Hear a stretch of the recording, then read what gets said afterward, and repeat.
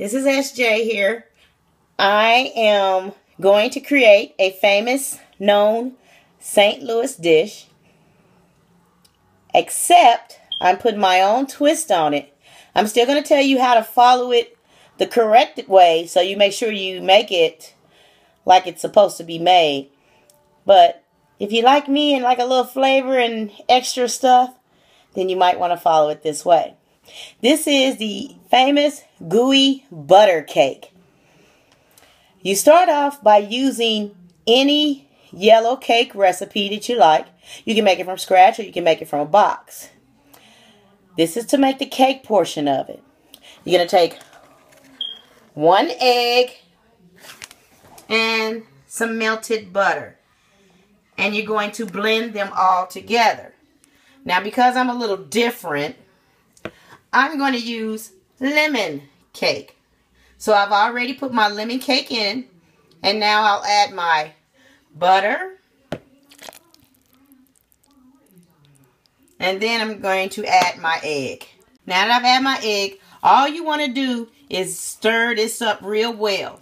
It's not going to be a wet moisture. It's going to be more of a thicker moisture because you're going to be able to spread.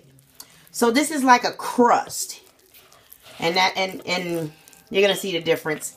And make sure you get your 9 by 11 pan out. And I went on and greased it. And getting it ready now. So mixed it up. If you see, it looks like a dough type. That's why I didn't use the mixer. And just in case I forgot to mention, I used 1/2 cup of butter, which is actually a full stick of butter.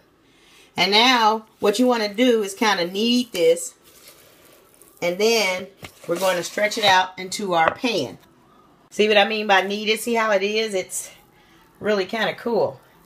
And then you want to place it in the pan and spread it out by pressing down on it to reach all the sides.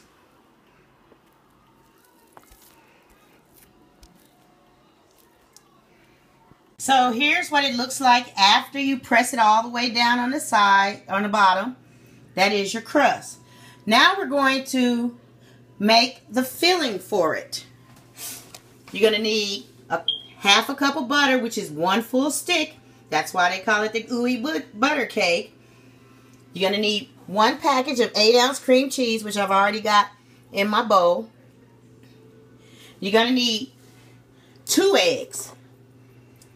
I'm using 1 because, again, I'm doing a twist on mine. So instead of using 2, I'm going to use 1 egg. And then I've got some condensed milk. I'm only going to use maybe 1/2 cup. It just depends on how it comes out and how I feel it tastes. And then powdered sugar. Usually you get the box of powdered sugar, and that's plenty. I buy bulk, so naturally mine's in this huge bag. And so I'm probably going to measure out either 2 cups or 4 cups. It just depends on how it looks when I get everything mixed together. So you're going to take the butter and combine it with the cream cheese. And this is going to be more of a liquid mixture.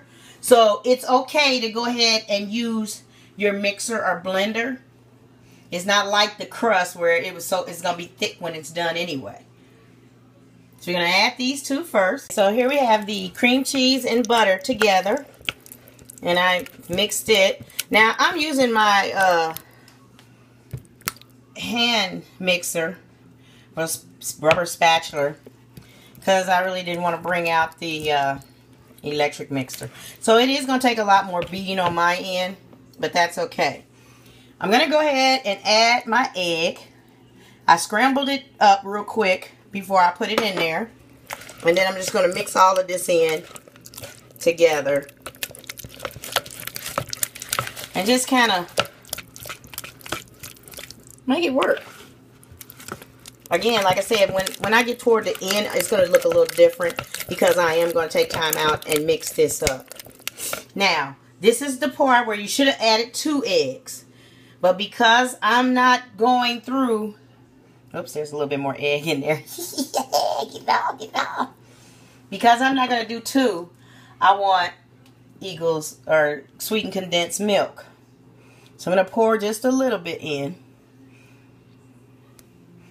I love this stuff. Especially with cream cheese. And then I'm going to mix all that together.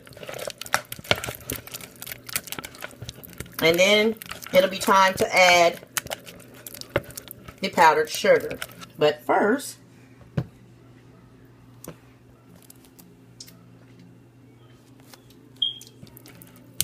I don't taste enough of that in there. I'm going to add a little more. That's why there's no measurement for it.